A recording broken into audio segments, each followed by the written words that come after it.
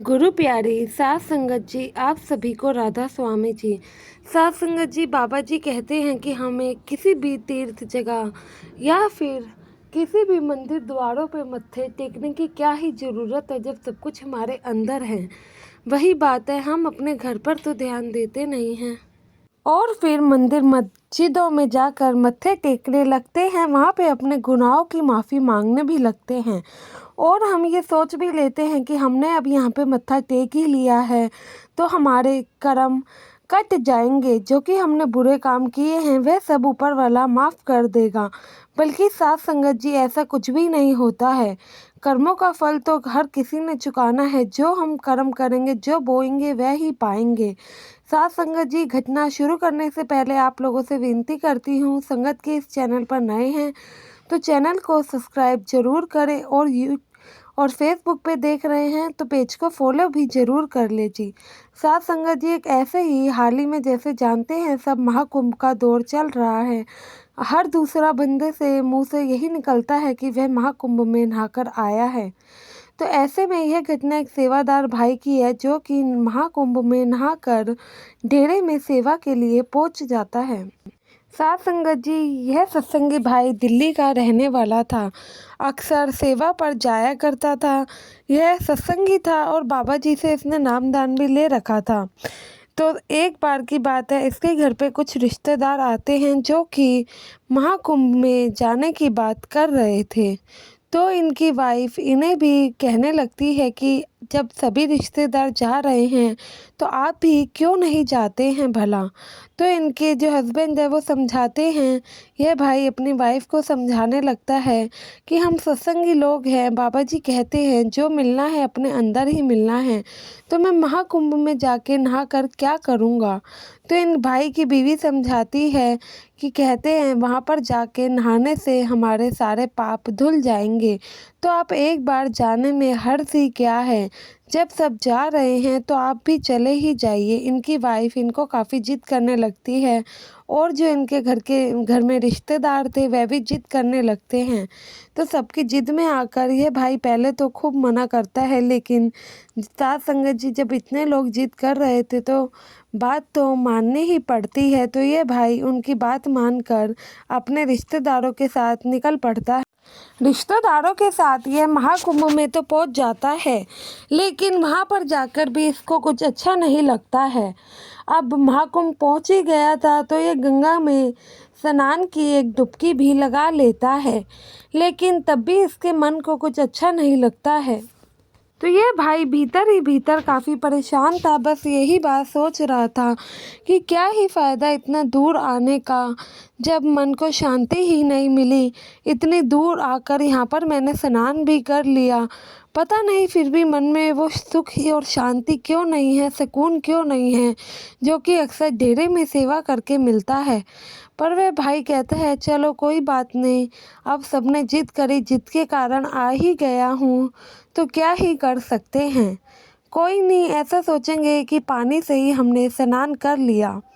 साथ संगत जी, इन सब के बाद जब वह घर जाता है तो इसको 3 से 4 दिन बाद डेरे जत्थे के साथ सेवा के पर जाना था। तो यह घर पे जाता है। इनकी बीवी भी काफ़ी कुछ पूछती है, कहती है कि आप महाकुंभ होके आए हो तो बता आपको कैसा लग रहा है।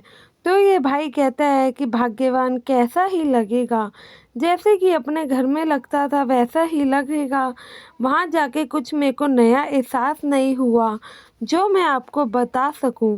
तो बीवी 2 से 3 बार पूछती है तो लेकिन इनके हस्बैंड का सेम ही जवाब रहता है और वे कहते हैं कि अब तुम मुझे परेशान मत करो, बल्कि आराम करने दो, मुझे 2 दिन बाद डेरे पर भी जाना है। तो वह कहती हैं कि हाँ, मैं आपको परेशान नहीं कर रही हूँ, बस मैं यही जानना चाहती थी आप इतने बड़े तीर्थ जगह से होके आए हो तो क्या पता आपको कुछ अच्छा एहसास हो रहा हो। तो इनके हस्बैंड मना करते हैं, कहते हैं नहीं, मुझे कुछ खास अच्छा नहीं लगा है, बल्कि एक मन में बेचैनी सी है, पता नहीं वो कब जाके हल होगी। साथ संगत जी, ऐसे ही टाइम आता है डेरे जाने का। ये भाई जत्थे के साथ डेरे पहुंच जाता है। डेरे में सेवा कर रहा होता है जैसे कि बाबा जी सभी जत्थे वालों सेवादारों को दर्शन देने वहाँ पर सेवा कर रहे सभी सेवादारों को सूचना मिलती है कि बाबा जी कल सभी सेवादारों और जत्थेदारों को दर्शन भी देने आएंगे और इन लोगों के साथ सवाल जवाब भी करेंगे। इस जगह पर और इस समय पर सभी सेवादारों को पहुँच जाना है। यह सुनकर सभी सेवादारों के मन में खुशी की लहर दौड़ जाती है।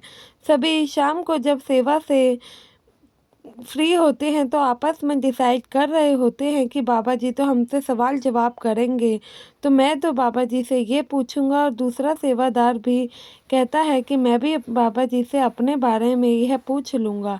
सभी सेवादार आपस में कुछ ना कुछ बातें कर रहे होते हैं, लेकिन यह सेवादार भाई कहीं ना कहीं खोया हुआ होता है। इसको कुछ समझ नहीं आ रहा था कि ये कहाँ खोया है। मन में एक अलग सी बेचैनी थी जिसका कोई हल भी नहीं इसे शायद मिल रहा था। वह दिन आता है जब बाबा जी सेवादारों को दर्शन भी देते हैं और सवाल जवाब भी करते हैं।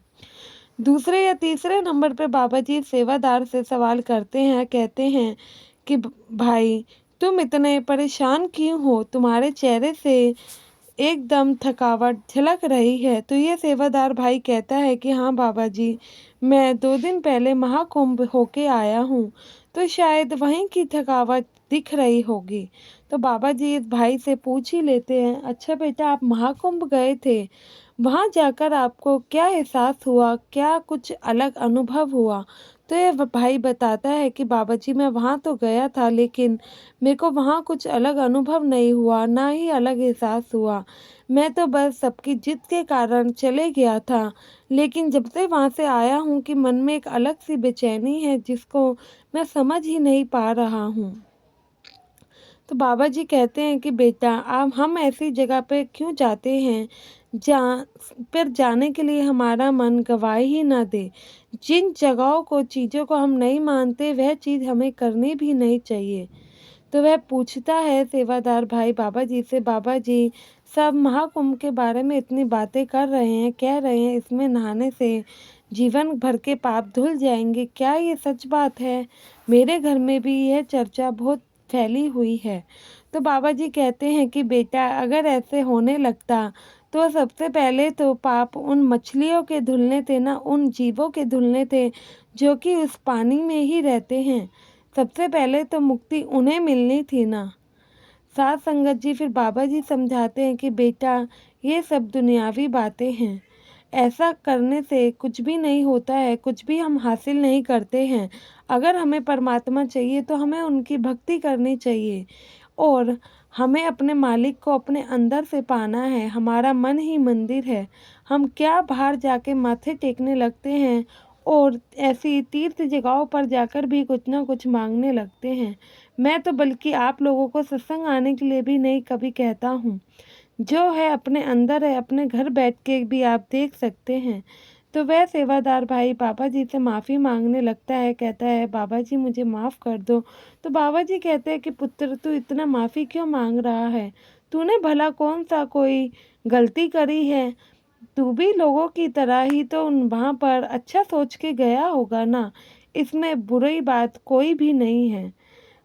कई बार हमें दुनिया की बातें माननी भी पड़ती हैं, लेकिन हमारा मन जिस चीज़ की गवाही ना दे वह काम आप कभी ना करें और ना ही आपको किसी का दिल दुखाना चाहिए। साथ संगत जी ये सच्ची बात है। ऐसे भी हम पाप क्या धोने जाते हैं, दोबारा आके फिर वही काम करते हैं। किसी भी मंदिर में जाके हम ये सोचते हैं कि हमने बहुत अच्छा किया। क्या हम किसी के साथ बुरा करके भी उतना ही सोचते हैं कि हमने इसके साथ बुरा किया है? आज के टाइम में जो हमारे साथ जैसा करता है हम भी उसके साथ वैसा ही कर देते हैं, तो ये कहाँ की अच्छी बात होती है। मज़ा तो तब है जब हमारे साथ कोई बुरा करे और तब भी हम उसे माफ़ कर दें। साथ संगत जी अब समय आपसे विदा लेने का है। अपनी अगली वीडियो में आपसे मुलाकात होगी। संगत के इस चैनल से जुड़ने के लिए चैनल को सब्सक्राइब जरूर करें। कमेंट में राधा स्वामी लिखना ना भूलें जी। गुरु प्यारी साथ संगत जी आप सभी को राधा स्वामी जी।